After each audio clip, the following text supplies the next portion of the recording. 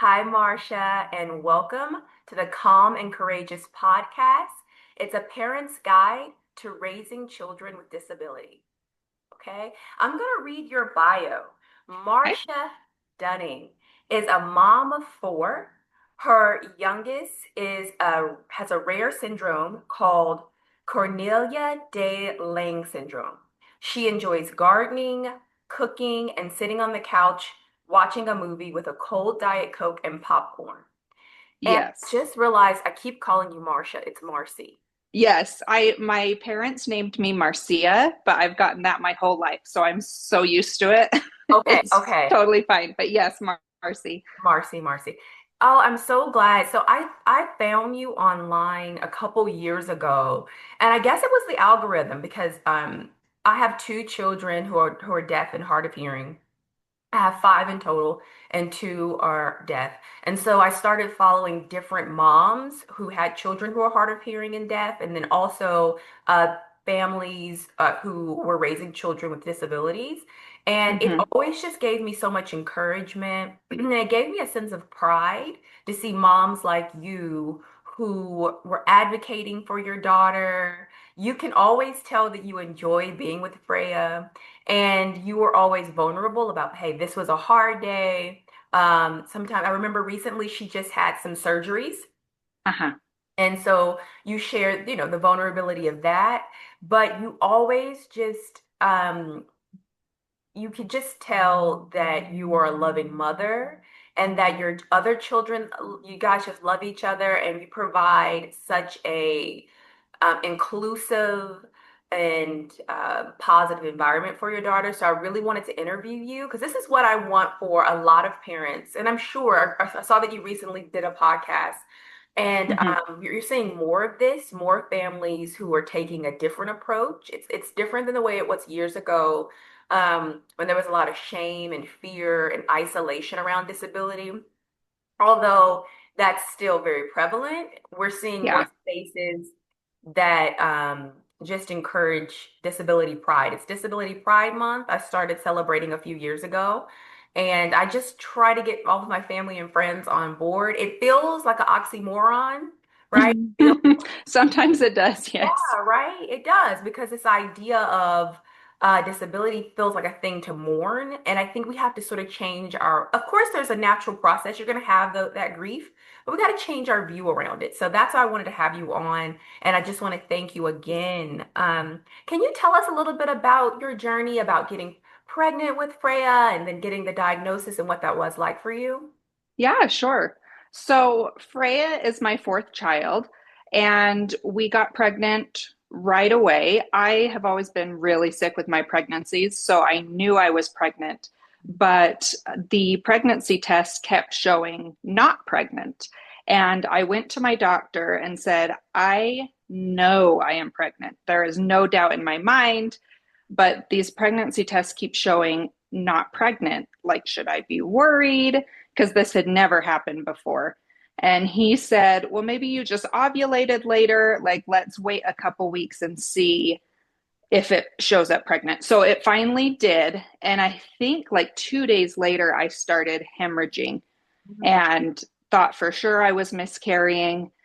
Went in to have an ultrasound, and the ultrasound technician said, well, I see a sac, but I don't see a baby, which at that point we should have seen at least like the fetal pole. So she said, you could be miscarrying, you could not, come back in a week and we'll check. And came back in a week, everything was fine, saw the baby, Freya. But that was kind of the first inkling I had that something was different about this pregnancy than my other three. And the whole pregnancy, I couldn't shake this feeling of just like doom, like something bad was going to happen. And I just kind of credited that to all the issues we had early on in pregnancy. So we went to our anatomy scan, and usually I'm very excited. We're going to see the baby. This is great. And that whole day, I just was very nervous, just like something's going to be wrong. Something is going to be like she's not going to be alive was my biggest concern. Like something's going to be wrong. And so we walk into the anatomy ultrasound. The ultrasound technician puts the wand on, and immediately she's like, okay, let me tell you what I'm seeing. And my heart just dropped because I was like, I knew it. I knew it. And she said, I see her left hand and I don't see enough fingers on that hand. I only see three fingers. I see a thumb and two fingers. And also, she's missing a bone in her forearm. And then, we go through the rest of the scan. She goes through the brain and she was amazing. She's like, okay, brain looks good. Okay, her heart looks amazing. Okay, kidneys good. Like went all down the body to kind of reassure us everything else is fine. And so, kind of at the end of the ultrasound, I was like, oh, she just has a limb difference? Like, that's all?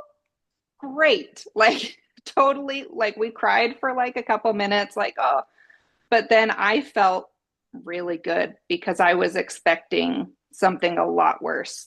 And then things kind of shifted for me because then that sense of doom kind of turned into like, everything's fine, everything's great. And then, going on with the pregnancy, I had to see a lot of different specialists. They all had their opinion on what was happening. Um, Generally, the idea was that there was some type of syndrome, but I very much was like, no, it's just a limb difference. She's just small because they did find a problem with her placenta. So I was like, she's just small because of this placental problem. She has the limb difference. We'll have her. Everything will be fine. Everything will be great. So I definitely was in complete denial. But they all said, we won't really know what's going on until she's born. And then she's born, and then do you do genetics? Yeah. So she was born, she was really small. She was 4 pounds at 30, almost 36 weeks.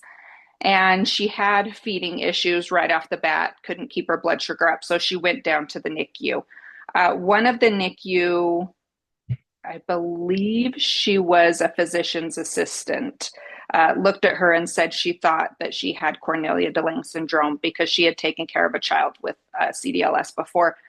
And so they did genetic testing then, but it takes like 6 weeks to get back. So we then took her home. She was on a feeding tube and oxygen, but I, in my brain, was just like, she's just having trouble eating because she was really small and like she'll figure it out. And then the genetic testing came back and it actually came back negative for CDLS. And we had a very long journey into trying to find a diagnosis. She was tested for like 7 or 10 other syndromes. Those were all negative. She was tested again for CDLS and that was negative. And so we finally did what's called a whole exome sequence where they take her blood, my blood, and her dad's blood and kind of compare the three and see which genes don't match up. And we got the call from our geneticist who had been working with us through this whole thing. And he said, well, she has Cornelia de Lange syndrome and she has the NIPBL gene, which is the most common gene associated with CDLS. And I was like, what? Like, we tested for that 2 other times, but she had the gene wasn't mutated, just a little tiny part of the gene was mutated. So that's how it had been missed. And it's so, I don't even know what word to use when you're going through genetics. And you're so nervous because you know you love your child. You're going to accept your child. You just want to do the best for your child. But there's just this eerie, scary feeling around it, whether it's blood work, doing a mouth swab, sending, I mean, it's even like that for yourself when you have to send in blood work or send in something to a lab, wait, get the results back. And it feels like forever. That 6 weeks feels like forever. Mm-hmm. Well, and it was really weird because so Freya got her final diagnosis when she was, I think, about 2.5. And at that point, we had kind of come to the conclusion that even if it wasn't CDLS, it presented like CDLS. And so that community was the one I was in. And I kind of was hoping, one, it wasn't CDLS because there's a lot that goes with that. but then also hoping it was CDLS so that I could stay in this community that I had found. And it was just a lot of my whole journey with Freya is a lot of conflicting emotions, like grief and joy, and like wanting her to have CDLS, but not wanting her to have CDLS, and wanting her to get the supports that she needs, but then having grief because she needs those supports. It's a lot of just like conflicting emotions. I think that's so honest. And I think that's how most parents who are raising a child with a disability or a difference, I use the term disability because we don't see disability as a I bad. do too. Okay. Yeah. We just use it as something as a natural part of life. And so I'll use it. But that's how you always sort of feel, like um, we celebrate Deaf Pride. We do go to a lot of events. We're learning ASL. We put our kids in the deaf community so they're around other deaf adults. And I have a lot of pride in that for them. But then I grieve their difference because now, like you said, they need their hearing aids. They have to learn another language. We have to get them they have IEPs. They have, Mm-hmm. they need accommodations. And so although I'm happy that they have this community and that we know we're learning who they are and how to support them, I still grieve the fact that they have to go through it at all. So I know exactly what you mean. You're Yeah. always that push and pull, wanting to be strong with them or for them, but then also wanting them to be able to be vulnerable. There have been times when my daughter or my son, they've come up to me and shared something that they were feeling around it. And you want to encourage them. But I recently was talking to a deaf adult, and she goes, sometimes everyone's not ready for deaf pride. Everyone's not always ready to be proud or to be empowered. Sometimes you have to sit with people when they're grieving and when they say, I don't want this right now. And allow that space for them. Don't try to switch, don't try to pull them out of it and try to change their feeling at the moment. And that kind of that was good for me to hear as a mom when supporting my kids and when talking Yeah. with other parents. Yeah, it's interesting because Freya is non-speaking, so she can't voice to me how she's feeling, although she can show me how she's feeling. So she gets her point across. But I have found that with my three other kids that they have come to me at different points and said, "Oh my gosh, we're so lucky to have Freya. This is amazing. Other people don't have a Freya in their home." And then they'll also come to me and say, this is really hard. And I just want to play with my sister the way that I play with other kids. Or I don't want kids to make fun of her, and having that, the best advice someone gave me regarding raising my children with a child with a disability is that they are going to feel every emotion you have felt about the situation, just at different times. And so to not shame that just because they're feeling it later, I felt all of that more toward the beginning. Same. Yeah, I know what you mean. And the same with my spouse. Um, Yes. right, because so I'll also piggyback on what you were saying about your other children. My oldest son, so we have five. We are raising our nephew. He just turned 18 and he's going off to college, and we're sad that he's leaving. I know. I don't want him to. He's the best. He's wonderful. And then my husband and I together have a 9-year-old who's hearing. Our 6-year-old, he's huge. I always think he's 7. He's deaf. Our 4-year-old deaf, and then our last daughter, who's 2, is hearing. But my 9-year-old has, even when he was like really young, because they're only 2 years apart, Mm-hmm. my hearing and my deaf son, and he said, I just want him to be like other kids. I want him to talk like other kids. I don't. It makes me sad. I get sad. I will say that as they get older, and as my 9-year-old learns more ASL and starts to incorporate that into their play, he feels more empowered, and it takes away some of that sadness. But he still has moments when he's like, and I've even thought about that, like when they're with their peers. I don't know how he's feeling, and I don't know how if he'll always tell me like if I'm uncomfortable or what will my friends think, or so I worry about that. But you're right. You have to let them feel it because we in not all families, but oftentimes it's the mom that goes into most doctor's appointments. Hmm. You're talking on the phone the most. So you have, and then another mom told me this, you have the first access to that information, so you can grieve it right away, or you can go through a lot of emotions on the ride home, or or over the months. And then sometimes I would share things with my spouse. He would hear me and he would say, okay, let's jump into action. But then it would be later that he would share. It was like it took time for that, for the realization of it for him to sink in, that, oh, we're going to need these other accommodations. This is going to look different for Elijah than it did for our oldest. And so you're right. They grieve it at different times. I really feel that because so I quit my job when Freya was about one. It kind of was a whole mess of things. My job title was being changed at work, and it was becoming more apparent that Freya needed 24/7 care by one person instead of me trying to hand off information to my husband and vice versa. Things were getting kind of lost. And I do think that my husband does not live and breathe disability the way I do because he goes to work and doesn't have to deal with disability. I am doing it 24/7, 365. So I do feel like I grieve things and I will get upset and be like, how are you not sad about this? And again, give him like 2 weeks and he gets there. But at that point, I've What? resolved it in my head. I'm like, hello, that was 2 weeks ago, dude. So it's really a really difficult line to walk with my children and with my husband. I know, I know. And I think I always love videos with you and Freya, like just sitting on the couch. Or like you're like, yeah, she's enjoying the snack, or I'm just letting her do her own thing right now. Or I think it was like her auntie's giving her a sip of diet, or Yeah.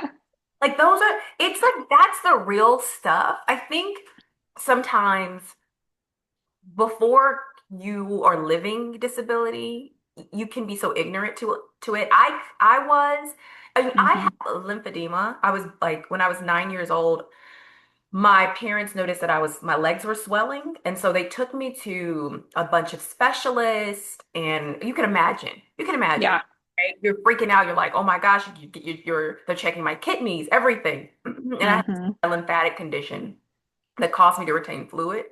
And so I had to work, I mean, as a little girl, I had to work compression. I had to do these type No.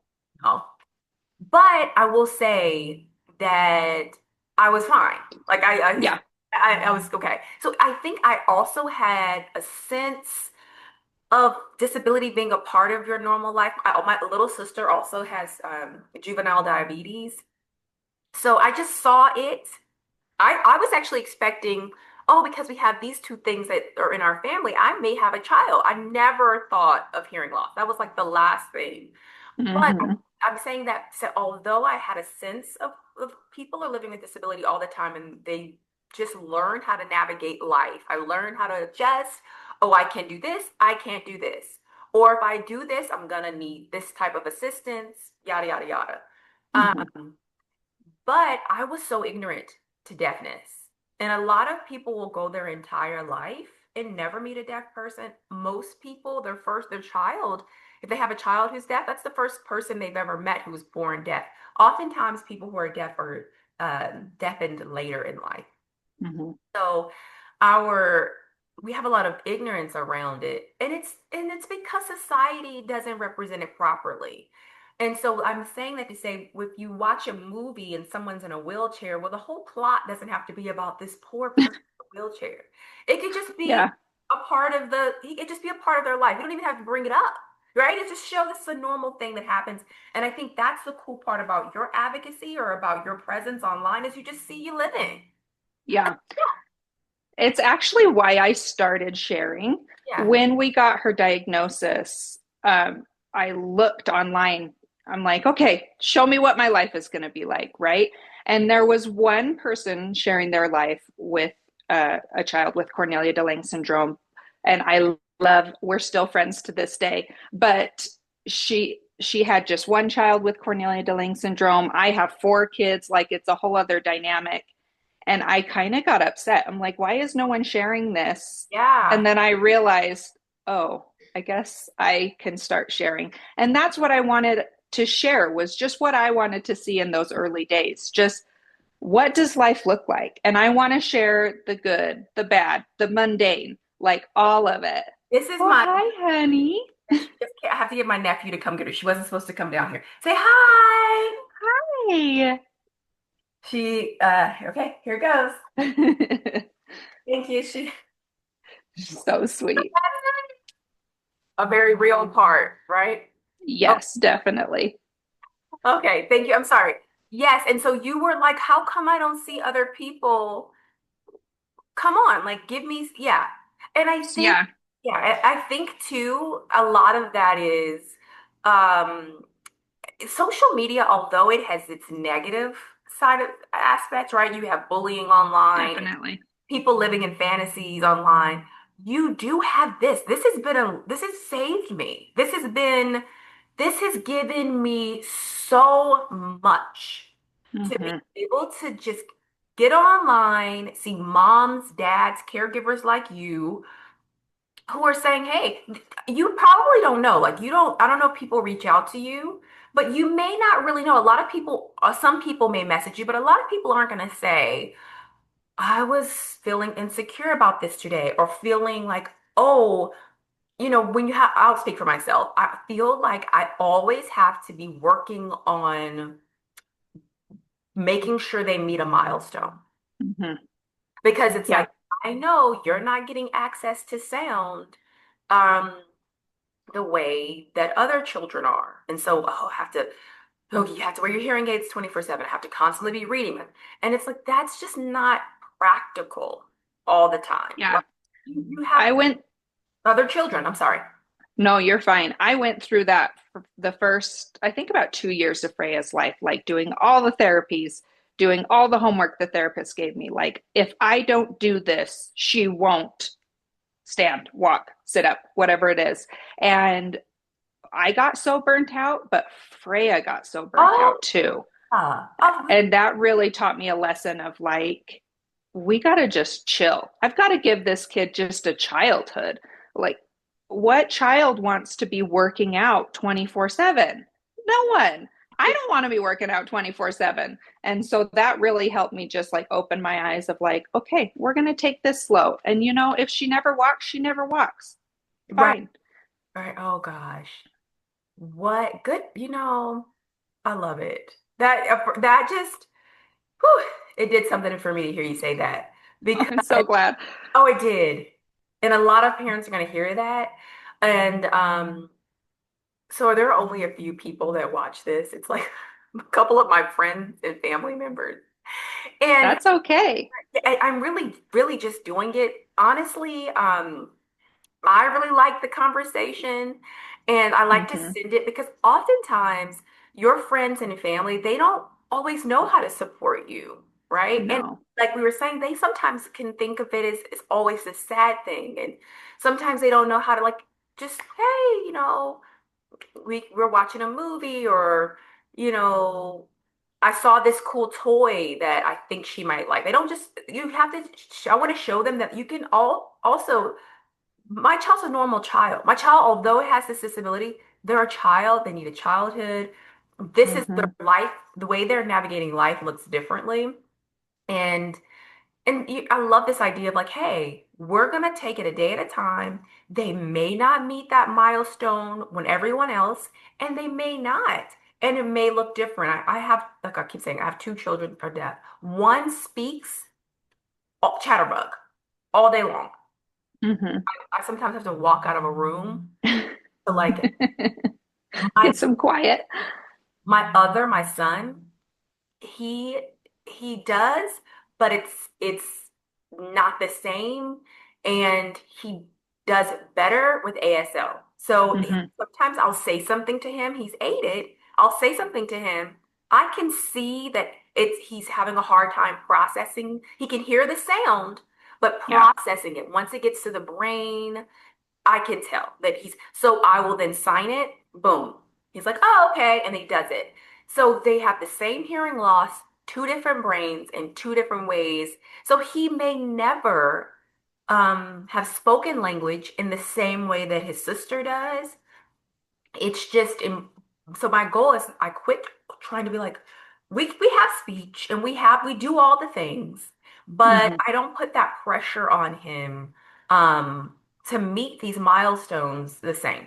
We're gonna Yeah, what works for you, we're gonna do that, and we're gonna enjoy this day together. And it's been definitely. I've enjoyed him so much. I've enjoyed our family so much more when I take off all of those just those what we see as societal norms, Yes. the shackles, you know. Yeah. We're almost out of time. Is there anything you would like to share to a parent or to friends and families of disabled children or families? How can they be an ally? What's the best way to be an ally to a parent who's raising a child with a disability? Oh, man. That's a lot. I think it's a lot. And I think people overcomplicate it, honestly. I think what I want people to see is Freya. And so we go to church. They had a program with all the children. And her teacher came and said, I want Freya to be included. How can we best include her? Amazing, right? That's an ally right there. Go to the parent and say, what do you need? How can we do this? So we decided that her sisters would do her speaking part. One would speak it, one would sign it, and Freya would be there with them. All was amazing, all was great, all the warm fuzzies. And then someone got up to speak after, and all they talked about was the sweet sisters and how Oh, they're so great for including their sister and they're so amazing. And it just undid all the warm fuzzies for me that's because she should be included. She's a kid. She should be included. And we don't have to point out how amazing her sisters are to include her because they should include her. They're her sisters. And I think just that simplistic look at that child the way you would any other child. Yes, they need extra accommodations, and please give those accommodations. Please think about when you're planning a party if it's accessible or if there's something that needs to be done to include these children. But then at the end of the day, just treat them like you would any other kid. yeah, yeah. And and I'll say this and then we have to go. Whenever someone tells me a story, I have a family member. I've told her this already, but she'll say, "Oh, my son, there's a blind boy in his class and he just held the door for him. He held the door for the blind boy." And we were just like, "Oh, you're such a good kid. Oh." And we all just cried. And I was like, that's actually just the decent thing to do. Right. I know that you think your child is a saint because they held the door for the blind boy. But that was just the thing to do. Let's just make that normal. We don't have to cry Right. and applaud the child who does the decent thing. And to me, that as a parent, because I myself am not disabled, that to me is what disability pride is just sharing our story so it becomes more normalized. Yeah. So when you see a kid in a wheelchair at the grocery store, you don't go up and go, oh, poor thing, and that to me is just like how I celebrate disability pride. I don't have to be happy about anything. I just have to see Freya for the individual she is Yeah. and know that disability is a big part of what makes her her. Yeah. Marcy, this was great. I just want to thank you so much for taking time out of your day. I know you're busy, you're a busy mom, you have multiple children, you're raising Freya, you're doing great work for people like me. So Thank thank you you. for being on the Common Courageous podcast. I'm gonna keep watching you, rooting you on. Please do the same for me and my family. And I just want I to thank will. Thank you. you so much for doing this today. Have a wonderful day. You too.